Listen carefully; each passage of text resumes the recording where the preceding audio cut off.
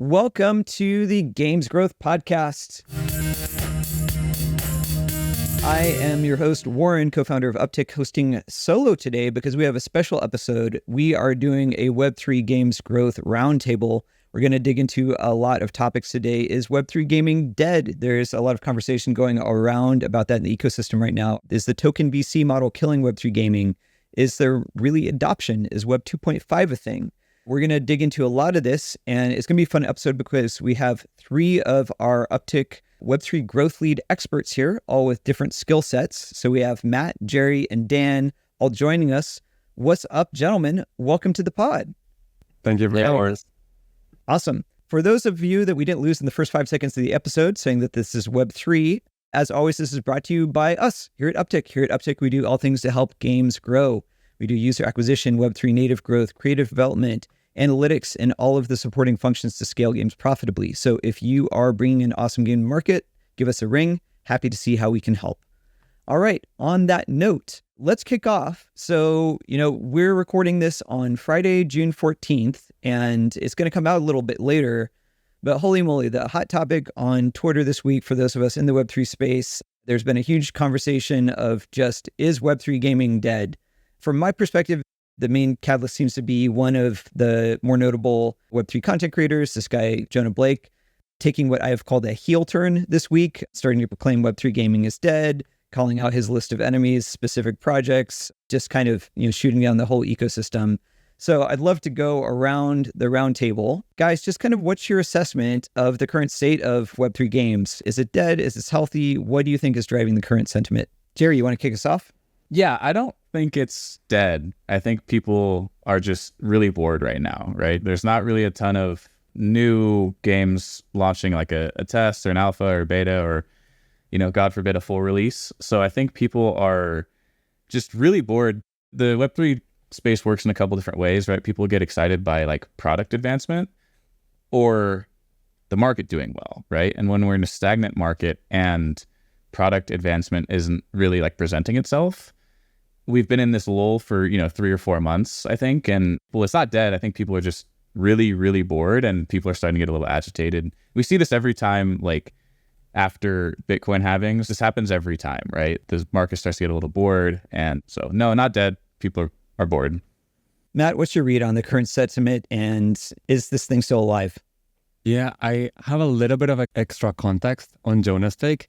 I think he was just, from a conversation that we were having with him, he's a little bit frustrated in terms of like how a lot of games are essentially prioritizing the product as in tokens as opposed to like the games. Right.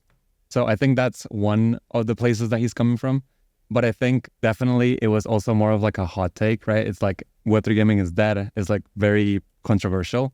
And I think saying that it's like super alive and it's like just the complete opposite side of the spectrum is also like not completely right. So I think we're somewhere in the middle where we're still early.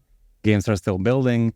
We don't even have like one title that is really fleshed out and like out there yet.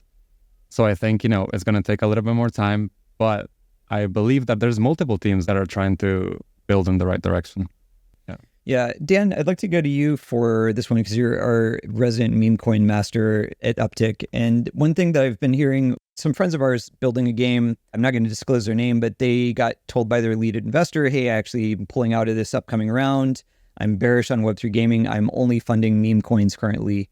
What do you think is causing this current market sentiment? Like, why is all the attention currently, from your perspective, hot on meme coins, kind of very cooled off in gaming from just like a speculation standpoint? Yeah, what a pivot we're living in right now. Well, where's Warcraft for Web3? Where is Mario Kart? I think we've been promised RuneScape in Web3 for about 3 years now, and it's still not here. I think there's a combination of exhaustion from people that have been heavily investing into Web3 at this point to not see the finished products that they're looking for. VCs are certainly struggling with making profits in this current climate. There's a chance for a leader in the current grouping of games that are being developed right now, for sure. But this is very much a evolutionary stage in the market. A lot of the things that were tried didn't work, and I think the next wave needs to avoid those completely. When the market gets a little stagnant with new innovative things, I think people are looking for ways to entertain themselves. And what better way than very short dopamine hits of pump and dump coins and real world style drama on a daily basis on the timeline. I think it's just a way for people to entertain themselves until we get something meaningful to sink our teeth into again. Yeah. Yeah, fair enough. To me, I just kind of laugh. I think it's a pretty stupid conversation, candidly, because we see the data here at Uptick. Here at Uptick, we're working on some of these games, and particularly this year, what we've seen really scaling, but I think not as talked about because they're not as crypto native, is this crop of like Web 2.5 games, particularly on mobile. So, I mean, we're only halfway through the year, but we've already, just in like our small portfolio of games, we had one game that we brought like 500,000 players into in the first month. Another game of ours that's about to crest $2 million in revenue from mainstream players. And so I just have to laugh a little bit because I think there's just kind of two lanes. It's like there's these games that are very crypto native, very focused on tokens, and we're kind of all shouting at each other PvP inside the Web3 bubble. Meanwhile, there's more mature developers taking learnings from traditional gamings in Web3 that are just like quietly starting to break through in ways that games never have before. So I think it's kind of a silly narrative. I think it's mostly attention farming, my personal perspective. It's a KOL echo chamber at the moment, right? And I think historically we found that this particular group of people aren't always correct. Yeah. Solana at 8, Solana's dead, right? Well, it certainly isn't today, right? I'm not sure if maybe they've just been exposed to the wrong things too long, and maybe the current staging of games that are going to do well, they just don't have exposure to them.